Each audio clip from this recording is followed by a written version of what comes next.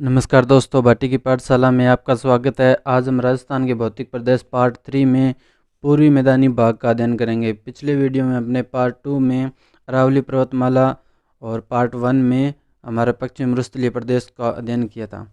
आज हम बात करेंगे पूर्वी मैदानी भाग की। पूर्वी मैदानी भाग का क्षेत्रफल लगभग 23.3% क्षेत्रफल है। और जनसंख्या की बात करें तो जनसंख्या यहाँ पे निवास करती है 40% जनसंख्या, यानी कि यह भाग है जो वो सर्वाधिक जनसंख्या घनत्व वाला भाग है। जनसंख्या घनत्व वाला भाग सर्वाधिक जनसंख्या घनत्व वाला भाग यही भाग है हमारा, ठीक है। इसमें मुख्यतः 10 जिले आते हैं। इसमें मुख्यतः कितने जिले आते हैं? 10 जिले आते हैं। और इसको नदियों के आधार पर प्रमुख 3 भागों में बांटा गया है, ठीक है। 3 भागों में बांटा गया है। नंबर 1 माही बेसिन, नंबर 2 चंबल बेसिन और नंबर 3 बनास बेसिन। इसको 3 नदियों के आधार पर 3 भागों में बांटा गया है। अब हम बात करेंगे माही बेसिन की। माही बेसिन में हमारे प्रमुख जिले 3 जिले। इसके मुख्य जो क्षेत्र है वो डूंगरपुर, बांसवाड़ा और प्रतापगढ़। यानी कि ये जो हमारा दक्षिणी राजस्थान है, इसमें यहाँ से ये आ गया बांसवाड़ा, प्रतापगढ़ और ये डूंगरपुर, यानी कि ये 3 क्षेत्र आते हैं। यहाँ से माही नदी का निवास होता है, ठीक है। ये है माही नदी। तो ये 3 मुख्य क्षेत्र यहाँ से आते हैं। यहाँ पे जैसे 56 का मैदान, एक होता है 56 का मैदान और एक होता है 56 की पहाड़ियाँ। 56 की पहाड़ियाँ यानी कि 56 की जो पहाड़ियाँ हैं वो तो है हमारे बाड़मेर में, और जो 56 का मैदान है ये होता है बांसवाड़ा प्लस डूंगरपुर में। ये जो है ये हमारा 56 गाँव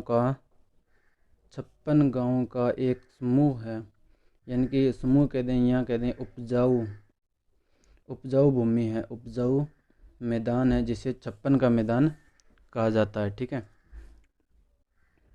अब हम बात करते हैं, इस क्षेत्र को कहा जाता है कंठल, यानी कि जो माही का बहाव क्षेत्र है उस क्षेत्र को क्या कहा जाता है? कंठल। और इस क्षेत्र को कहा जाता है वागड़, एक होता है बांगड़ और एक होता है बागड़, ठीक है। इन दोनों में कई बार कंफ्यूज हो जाते हैं। बांगड़ तो होता है वो है हमारा शेखावटी वाला, चूरू झुंझुनू वाला शेखावटी प्रदेश, ठीक है। और बांगड़ है वो है हमारा मेवाड़ी बाग, यानी कि जो डूंगरपुर प्लस बांसवाड़ा, ये जो क्षेत्र होता है वो होता है बांगड़ का, ठीक है। बागड़ का। और बांगड़ है वो है शेखावटी प्रदेश। अब हम दूसरी नदी ले लेते हैं, चंबल नदी। चंबल नदी का बहाव क्षेत्र देखते हैं। यह 6 जिलों में मुख्य जो इसका क्षेत्र है वो 6 जिलों में चंबल नदी का बहाव क्षेत्र है। यह निवास करती है चित्तौड़गढ़ में। राजस्थान से चित्तौड़गढ़ का जो कटा फटा भाग है वहाँ से चित्तौड़, फिर कोटा में बहती है, फिर जाती है बूंदी में, और फिर सवाई माधोपुर, फिर करौली और उसके बाद धौलपुर, और फिर यूपी में जाकर यमुना में मिल जाती है, ठीक है। तो अपने राजस्थान में ये कुल 6 जिले, 1 2 3 4 5 और 6 जिलों में चंबल नदी का बहाव क्षेत्र है, ठीक है।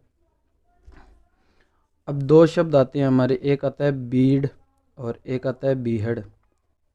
कई स्टूडेंट्स क्या करते हैं कि इन दोनों को एक ही समझ लेते हैं, लेकिन ये एक नहीं है। बीड तो है वो है शेखावटी, वो जो प्रदेश है अपना शेखावटी प्रदेश, इसमें जो घास होती है, घास के मैदान है, उसे बीड़ कहा जाता है। और बीहड़, बीहड़ चंबल नदी द्वारा, यहाँ मान लो किसी भी नदी द्वारा नदी निर्मित अवनालिका अपर्दन भूमि, अवनालिका अपर्दन, अवनालिका अपर्दन को बीहड़ कहते हैं। यानी कि यहाँ बड़े बड़े खड्डे खड्डे होते हैं, उन्हें क्या कहते हैं, बीहड़ कहते हैं। ठीक है। और इस क्षेत्र में एक नाम पाया जाता है डांग, और एक होता है लाठी।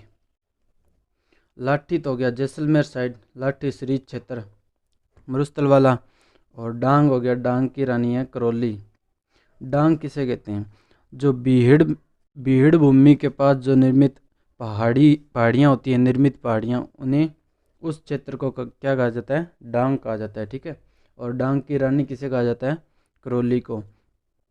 और जो बीहड़ होती है वो सर्वाधिक कहाँ पाई जाती है, बीहड़ सर्वाधिक है धौलपुर में, बीहड़ सर्वाधिक है धौलपुर में। ठीक है।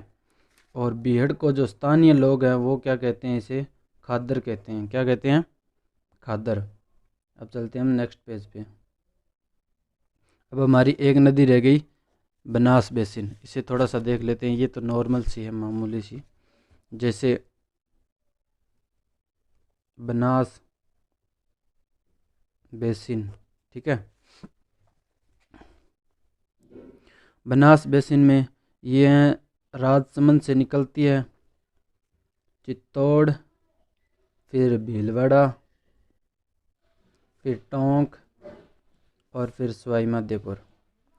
सवाई माधोपुर में यहाँ चंबल नदी से, चंबल नदी में जाकर मिल जाती है। ठीक है। यह राजसमंद के देवगढ़ में, देवगढ़ में राजसमंद, यहाँ राजसमंद के देवगढ़ में पीठमांड